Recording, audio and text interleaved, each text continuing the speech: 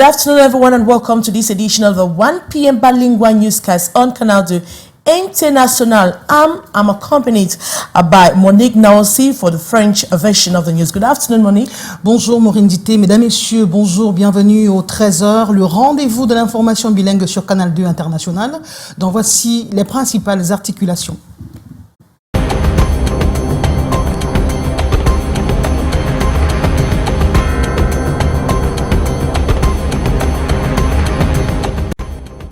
Samuel Eto'o-Fils, désormais membre du comité exécutif de la CAF, élu par acclamation lors de la 14e Assemblée générale extraordinaire de la Confédération africaine de football qui se tient au Caire en ce moment.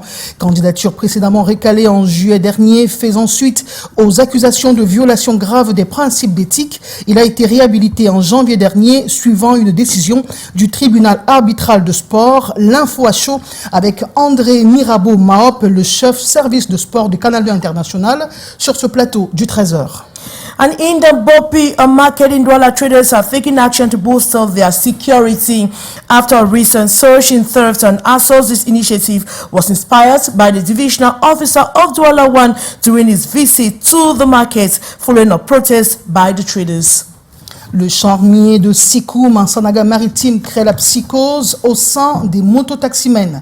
4 cas d'agression mortelle ont été répertoriés par la police. Après reconstitution des faits, les transporteurs d'engins en 2 roues rechignent à s'y rendre. Réaction des conducteurs de moto dans ce journal. And 2 suspected gangs of murderers have been apprehended by the Cameroonian police in connection with a series of killings in the locality of Sunkum in the Sanaga Maritime Division. Those are major stories. Details right ahead.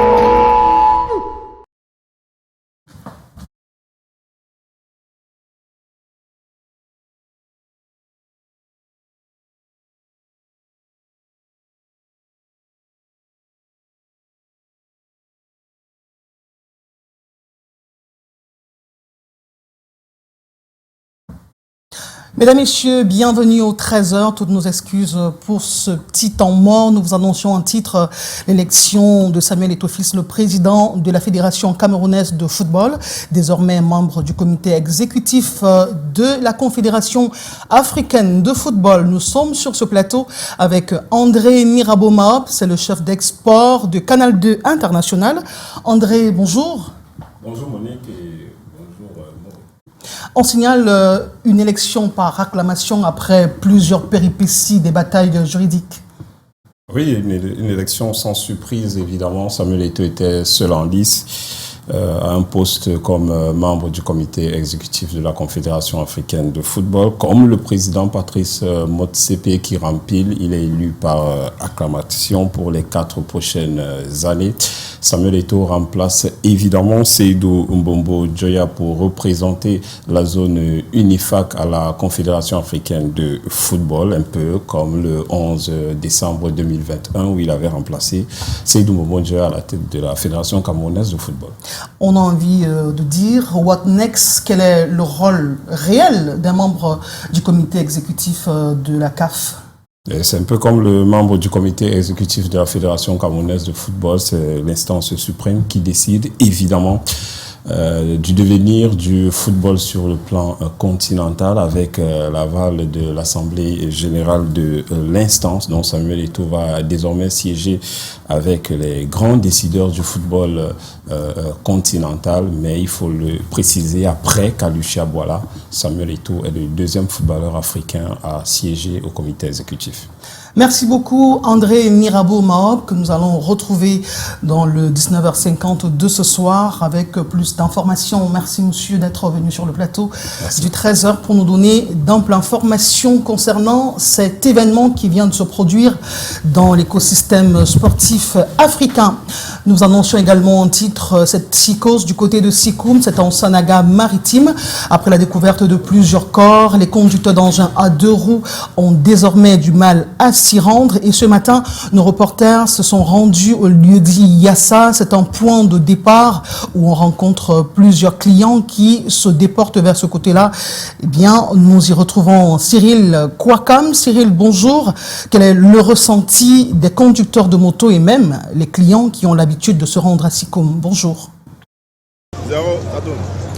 Bonjour Monique Naossi, bonjour Maureen Ndi. Nous sommes ici à Yassa, à la sortie est de Douala, au lendemain de la reconstitution des faits du côté de Sikoum, où des conducteurs de moto-taxi ont été assassinés.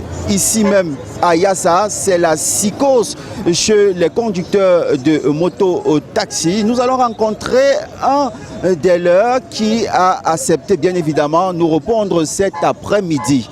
Bonjour monsieur. Merci, bonjour monsieur. Comment vous allez? Je me porte très bien, je me porte à la merveille. On parle d'insécurité cet après-midi et les cas et les chiffres ne font que grimper. On parle de 4 meurtres du côté de Sikoum où les conducteurs de moto-taxi ont été assassinés. Quand vous entendez ça, est-ce que cela ne vous fait pas peur? Bon, effectivement, le pays est déjà plongé dans une insécurité hautement développée. Plus que les taux d'agression se multiplient du jour au lendemain. Exemple, la ligne de Yassa allant vers Djibamba.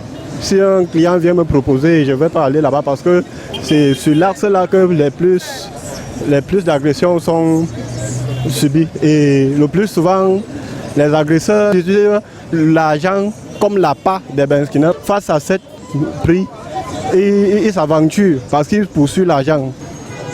Monique Naossi, Maureen Ndi, peur, crainte et espoir, ces conducteurs de moto-taxi en garde ici à Yassa, à la sortie est de la ville de Douala. Sur place, Cyril Kouakam et Henri Tinda pour Canal 2 International.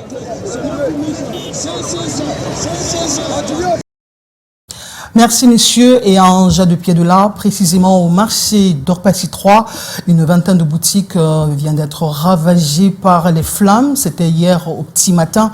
Et donc ce matin, de mercredi justement, les clients et les commerçants propriétaires de ces boutiques sont revenus sur le site du sinistre. On y retourne avec Lesline Poumetia et Henri Chinda pour prendre la température de ce côté-là depuis ce matin.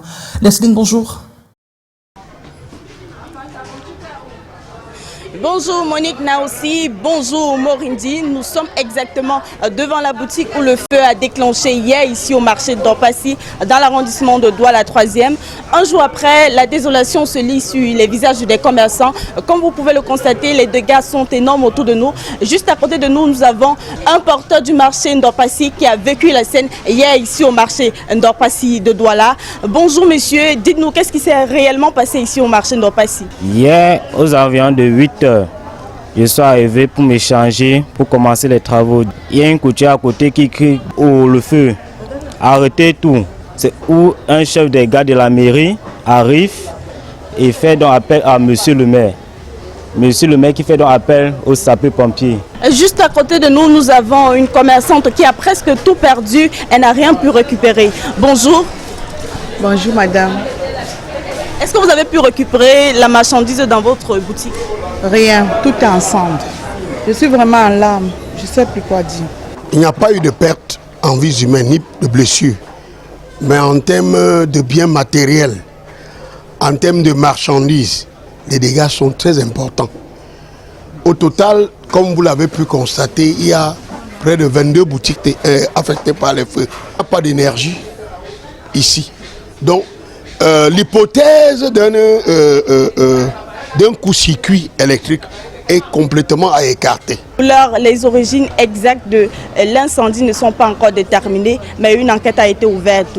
Depuis le marché Ndorpassi de Douala, nous sommes Lesline Poumetia et Thierry Nana pour le 13h de Canal 2 International. Et le 13h de Canal 2 International se rend également en Mandiab, c'est un village du département de la Sanaga maritime. Les populations ont de plus en plus du mal à accéder à l'énergie électrique et pour pallier les désagréments, ces populations se sont débrouillées à recourir aux panneaux solaires. On voit cela dans ce récit qui est proposé avec le concours de notre correspondant Christian Bock. 3 à 4 jours sans énergie électrique. C'est la fréquence des délestages en Mandiab et plusieurs autres villages de Ngambé, en Sanaga maritime. L'accès à l'énergie électrique y est rare. Parce que sans ça, nous étions dans l'obscurité. Ce n'est pas dans tous les villages, ce n'est pas partout. Donc, face à cette entrave à leur développement économique et de leur bien-être, les populations de ces villages ont entrepris de faire face à ces coupures intempestives. Les habitants ont choisi de s'équiper de panneaux solaires pour être plus autonomes. Il est avec le lampadaire que vous voyez avec mes frères. On se raconte des histoires tard dans la nuit. De fois on rencontre même tard. On peut amener nos matériels en dehors sur la route parce qu'il y a de la lumière partout. L'initiative est pilotée par la communauté de développement local. C'est un coup de pouce dans la mesure où déjà nous avons maturé les projets pour la commune d'Ngambé pour l'électrification. Déjà, comme Mandiab n'existe plus, on va se pencher à Inouya, à Potkak, à Isen, à Botbea et à Yendel. Le choix de l'énergie solaire par le village de Mandiab inspire les contrées environnantes qui font aussi face aux défis énergétiques. Que j'ai dit au comité de développement, tout ce que je dis à moi-même, que Dieu me donne toujours la force à continuer à faire d'autres plus la lumière. Retour sur ce plateau, Maureen Dité est office elected at CAF executive.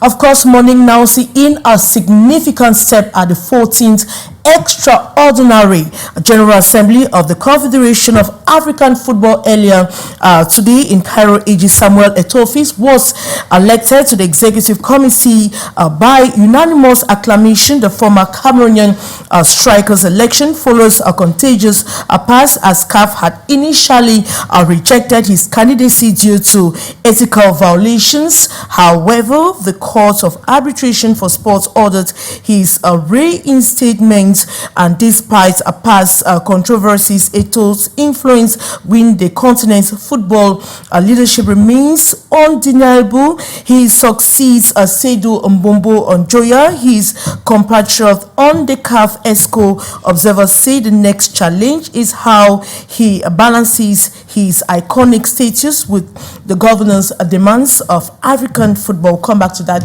in our subsequent editions of Newscast. And we take you to the Mbopi market in Cameroon's economic hub, where traders are taking action to boost their security after a recent surge in thefts and assaults. This initiative was inspired by the divisional officer of Douala 1 during his visit to the market yesterday following a protest by the traders. More in the following story. Having been victims of repeated thefts and violent attacks, the traders of the Mbopi markets have expressed concern about the rising insecurity around their area. We are importers and traders.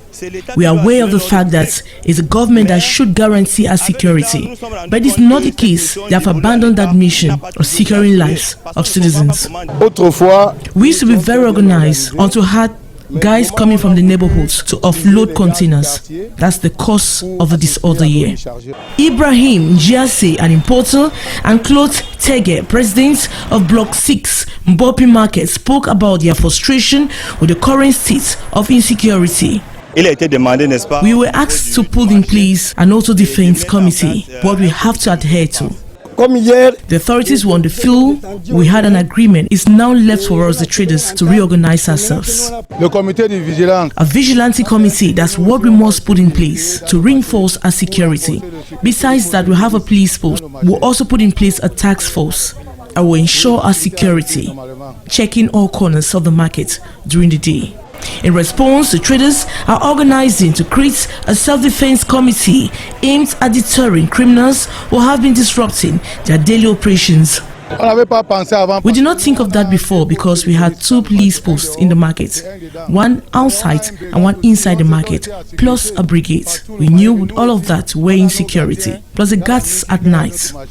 Matthias Ndong, president of the Mbopi market, highlighted that this initiative, supported by the divisional officer of Douala 1 municipality, will contribute significantly to reducing insecurity around the market. Mbopi is one of the largest open-air markets in Central Africa, and this plan aims to provide further protection to the traders. And 2 suspected gangs of murderers have been apprehended by the Cameroonian police in connection with a series of killings in the locality of Sinkum, located in the Sanaga Maritime Division. The reenactment of the events, the modus operandi of these alleged criminals. Wonderful story. With the use of a machete, a slingshot and a cloth to stifle the victims' screams, these men managed to overpower their victims in the bush of Sinkum and steal their motorcycles along the National Route number 3. A month after the discovery of several skeletons and the body of Thomas Bihei, the arrested suspects returned to the crime scene. The reenactments of the events conducted by the Regional Directorate of the Judicial Police of the Littoral revealed the operationality methods of these alleged murderers. 4 locations where these suspected killers operated have been identified. Commissioner Asen Esono reassures the population. Ils ont été interpellés de même que leurs receleurs. Les enquêtes se poursuivent afin d'interpeller tout receleur éventuel et toute personne ayant été mêlée à cette enquête. These 2 arrested gangs are believed to be responsible for the 4 murders in these parts of the Sanaga Maritime Division. Nous sommes immédiatement descendus sur le terrain pour non seulement apaiser les familles, de prendre des mesures. Investigations are ongoing and these suspected criminals will be presented to the public prosecutor and brought before justice. And morning now, so you have the rest of the news in the French language. Bien sûr, on parle de synergie d'action entre le Cameroun et la Russie pour détecter et éliminer les menaces qui pèsent sur les systèmes et données informatiques. La sécurisation des réseaux est la clé, dit-on, mais force est de constater que les utilisateurs, aussi bien dans les secteurs publics et privés, ne maîtrisent pas encore les mécanismes, raison pour laquelle il est urgent de leur donner des outils nécessaires pour se protéger contre les hackers et autres logiciels malveillants. Karel Mezatiachoya. Les nouvelles technologies de l'information et de la communication évoluent à un rythme effréné. Dans ce contexte, la digitalisation impulse une transition vers l'économie numérique. Mais cet espace prometteur est également en proie à de nombreuses menaces. Les vols d'identité et de données, les attaques par ingénierie sociale et les hackers sont autant de fléaux qui perturbent le système et exposent les utilisateurs à des risques importants. On est de plus en plus soumis aux attaques qui touchent l'indisponibilité des services. Nous devrions amener les utilisateurs, par exemple, à sécuriser leurs données, apprendre à maintenir, à garder de manière confidentielle leur mot de passe. Pour y faire face, le Cameroun et la Russie unissent leurs forces pour détecter et éliminer ces dangers. Cette synergie d'action vise à renforcer la sécurité numérique et à protéger les systèmes et données informatiques contre les attaques malveillantes. L'ambassade croit que c'est très important d'établir le contact direct entre le business russe et des structures, des autorités camerounaises concernées pour avancer un peu dans le domaine de cybersécurité et la création en ce cas du National Cyber Security Center, c'est une bonne occasion pour le Cameroun de garantir sa souveraineté, cybersouveraineté. L'initiative vient renforcer la coopération bilatérale en matière de cybercriminalité entre le Cameroun et la Russie. Cette collaboration stratégique permettra de mutualiser les expertises pour mieux prévenir et combattre les menaces numériques. Prise en compte des personnes qui souffrent d'un handicap physique dans la politique de la protection civile.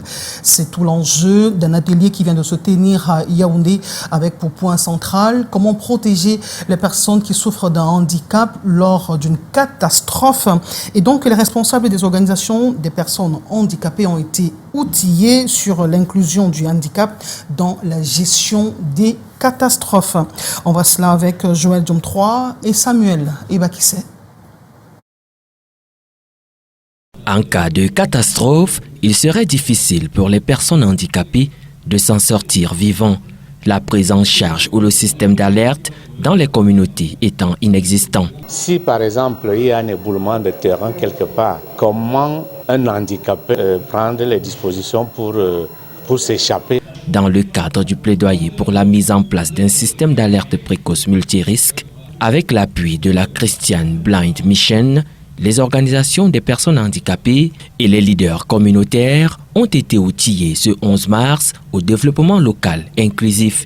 Il est question de vulgariser les bons gestes. Quand il y a inondation, on les apprend par exemple à superposer leurs meubles en fonction du niveau de l'eau. On les apprend l'utilisation du numérique pour pouvoir lancer des alertes. De nous approprier le système de gestion des risques et des catastrophes dans nos communautés. Mais le plaidoyer vise les décideurs. Aux acteurs qui mettent en œuvre les actions liées à la protection civile, de davantage intégrer les personnes handicapées et leurs besoins spécifiques. La prise en compte des personnes handicapées lors de l'élaboration des politiques de prévention des catastrophes pourrait mettre ces couches vulnérables à l'abri du danger. Des innovations également sont en cours pour améliorer la qualité du service rendu aux usagers, mais il y a une problématique, celle du coût d'accès à ces différents services. Aaron Nazira nous propose un reportage sur la régulation dans les services publics au Cameroun. L'impact des technologies intelligentes dans les services publics est réel. Entre innovation et augmentation des coûts de prestations, il faut protéger le consommateur africain. C'est ce qui ressort des travaux du Forum pour la régulation des services publics tenus dans la ville de Douala. Comment le régulateur peut réagir face à l'évolution des technologies intelligentes. Nous régulons les services publics dans le secteur de l'énergie, dans le secteur des transports, dans le secteur de l'eau et de l'assainissement. Quelle est la réaction que le régulateur devrait avoir pour permettre que cette innovation entre réellement dans les services publics que nous régulons, mais également que le consommateur ne paye pas cette technologie par une mauvaise qualité de service ou bien par une augmentation des coûts qui lui sont demandés. Venus d'une trentaine de pays africains, ces spécialistes des normes et de la régulation ont, durant 4 jours, échangé sur les idéaux et bonnes pratiques à l'ère des nouvelles technologies. Objectif, soutenir la croissance et le développement socio-économique de l'Afrique. Le devoir du régulateur est de sécuriser la transparence, promouvoir la collaboration et la saine compétition, promouvoir l'inclusion digitale. Le régulateur doit aussi créer un cadre flexible de travail pour pouvoir mieux gérer ces innovations. Du secteur des télécommunications au transport, en passant par les filières eau et énergie, la coopération entre États africains est une nécessité. L'autorité portuaire nationale sous l'égide du Cameroun a été l'institution hôte de cette 21e conférence annuelle de la FUR. La suite du 13h dans la langue de Shakespeare avec vous, Maureen Dité. And despite announcing 400 billion franc CFA investments over the past decade, Cameroon's main electricity provider, Eneo, is facing skepticism while the company claims progress is expanding access to electricity. Persistent power outages continue to fuel concerns among experts and consumer rights advocates. More in this story with our reporter Gladys Ambo Diba. Over the past 10 years, Eneo, the National Electricity Distribution Company, claims it has invested 400 billion CFA francs to improve power distribution and expand access to more homes. According to the company, the electricity access rate has risen from 56% to 75%, with 1.2 million new households connected to the national grid. However, the reality on the ground tells a different story. Consumer protection groups argue that electricity production remains insufficient, making the company's optimistic outlook questionable.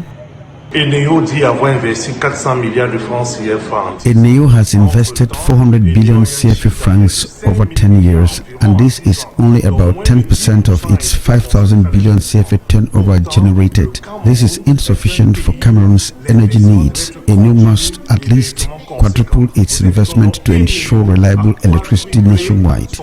Across Cameroon, frequent power outages continue to disrupt daily life. The Cameroon Consumers Foundation insists that despite significant investments, service delivery is still far from ideal. Il est hors de question qu'on continue d'utiliser la lampe tempête. In 2025, power outages and reliance on oil lamps remain unacceptable. We demand uninterrupted electricity and the application of the 50 CFA per kilowatt high voltage tariff to middle-class households. A major pain point remains the southern interconnected grid, where supply deficit persists. The Menvele Dam, expected to be a reliable power source, is struggling with low water levels even during the rainy season. Meanwhile, at the Nakchigal Dam, technical challenges with the 7th turbine have further complicated the situation.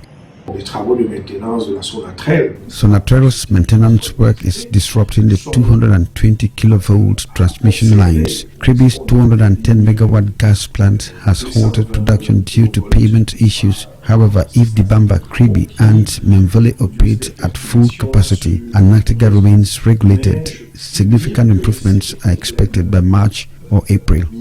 While Eneo insists that improvements are on the horizon, the reality remains uncertain. Money, now you have the rest of the news in the French language. Eh bien, la saison de la célébration de la Journée internationale des droits de la femme se poursuit dans son sillage des femmes activistes regroupées au sein d'organisations de la société civile veulent faire avancer les choses pour la gente féminine et donc elles poursuivent la réflexion autour de la thématique pour les femmes et les filles, droits et égalité et autonomisation, quelle niche investir, quel créneau emprunter et avec quels moyens compte rendu Janice Kamga, Lionel Kepfeu. Des échanges entre femmes et pour les femmes dans le sillage de la commémoration de la Journée internationale des droits de la femme 2025. D'abord, le bilan d'un statut pour lequel les femmes poursuivent le plaidoyer. Dans les zones urbaines, on a à peine 4 femmes sur 360 maires. C'est pas grave. Si je pouvais parler des maires de ville, nous en avons 14. Aucune femme. Nous avons 10 gouverneurs de région. Aucune femme. Ensuite, une problématique, comment faire avancer les droits, l'égalité et l'autonomisation tant souhaitées. Success Story à l'appui, la niche entrepreneuriale est citée en exemple. La promotion de l'entrepreneuriat ici en fait est comme un levier donc, que nous devons actionner pour pouvoir atteindre l'autonomisation au Cameroun. C'était justement une séance pour éveiller les femmes sur le potentiel que nous avons et sur la force que nous pouvons constituer si nous apprenons désormais à fédérer nos efforts. La journée est chargée d'enseignements. Les femmes en sortent édifiées et motivées, de quoi poursuivre les chantiers entamés au sein de leurs associations respectives dans le cadre du leadership féminin. Et dans le cadre du leadership féminin, on danse aussi. Et lors de la célébration de cette 40e édition, les femmes ont dansé au rythme de Pas de toi sans moi, la dernière galette musicale de Sandrine Nanga et de Loco, dont je vous propose une note vocale de Junior Ossin.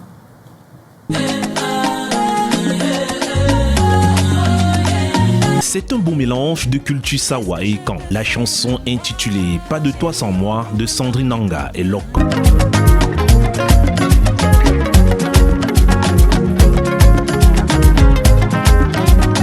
Officiellement disponible depuis le 14 février 2025, il s'agit d'une chanson d'amour où les êtres aimés arrivent à deviner ce que l'autre ressent sans qu'il ou elle ait à le dire. Telle est la célébration de cet hymne à l'amour qui peut faire toute la différence dans un couple. Me voici disposé à tout donner, je ne peux pas laisser. Qu'est-ce que je peux faire? Dis-moi qu'est-ce que je peux faire? Même dans le noir, prends-moi dans tes bras. Avec ce titre, Sandrine Nanga et Loko vont une fois de plus conquérir le public camerounais. Et ceci en grande partie grâce à leur capacité à délivrer des mélodies empreintes de douceur et d'émotion. Leur maîtrise des harmonies combinée à leur sensibilité musicale fait de Pas de toi sans moi une musique pour toutes les générations. Père, dis-moi, bébé, même dans le doute, je te prendrai dans mes bras. Déjà un peu plus de 400 000 vues sur YouTube, cette mélodie de Sandrine Nanga et Loko se positionne aujourd'hui comme la mélodie des amoureux pour cette année 2025. Qu'est-ce que je peux faire, dis-moi?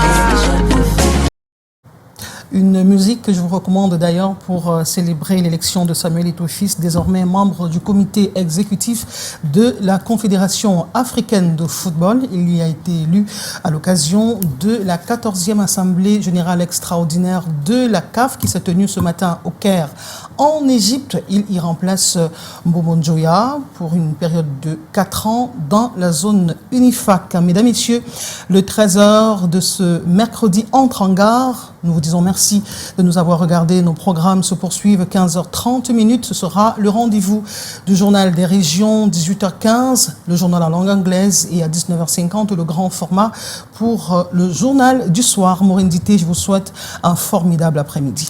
Thank you so much. I will take another rendezvous, same time tomorrow. Good day.